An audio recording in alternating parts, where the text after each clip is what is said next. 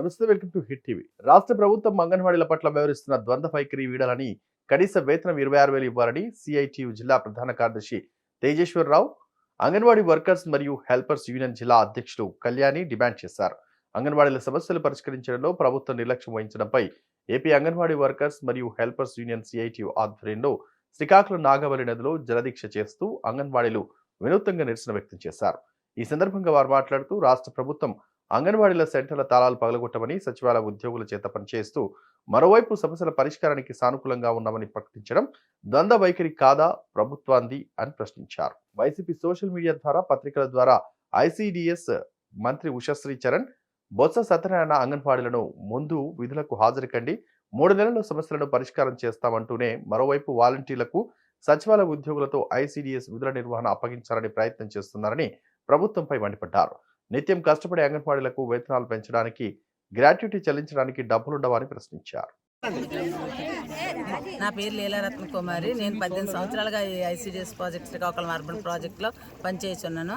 ఈ నేటికి 13వ రోజు చేరుకుంది మా సమ్మె.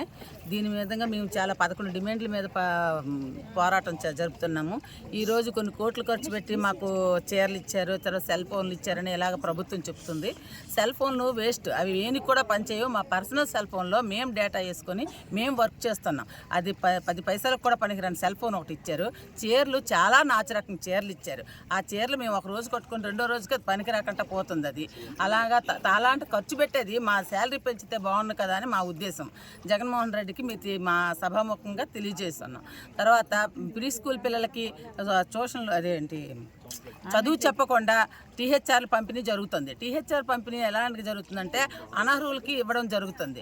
లబ్ధిదారులు 6 నెలలు పూర్తయిపోయిన గర్భిణీ బాలింతలకి ఎప్పుడో లిస్టు ఆఫీసు నుండి వెళ్ళిన లిస్టు ప్రకారంగా వాలంటీర్స్ వీళ్ళు ఇస్తున్నారు. వాళ్ళు మాకు ఫోన్లు చేసి మాకు అందవలసింది అందకంటే వేరే వాళ్ళకి అందుతుంది మేడం గారు అనుకుని వాళ్ళు అడుగుతున్నారు. తర్వాత ప్రీ స్కూల్ అల్లరి పిల్లల్ని వీళ్ళందరినీ మేము చాలా బాగా PP1 PP2 ప్రిపేర్ చేస్తూ వాళ్ళ క్రమశిక్షణగా మేము చేస్తున్నాం. అది కూడా ఈరోజు ఏదో ఒక మొక్కుబడిగా తీసేసి పిల్లలకు పంపిస్తున్నారు. అన్నయ్య వచ్చేటప్పుడు ఏంటన్నాడు, మీకు అనుకూలంగా నేను ఉంటాను అని ఎన్నో చేశాడు. అయితే సాకలోళ్ళకి, మంగళోళ్ళకి, సచివాలయం వాళ్ళకి వీళ్ళందరికీ పెంచాడు తప్ప మాకు 1 రూపాయి కూడా పెంచలేదు. 1000 రూపాయలు వేసాడు ఎక్కింతలు. సర్వేకి వెళ్ళాలంటే టీచర్లు వెళ్తారు, పిల్లలకి మేము సముదాయించుకొని చూసుకుంటాం.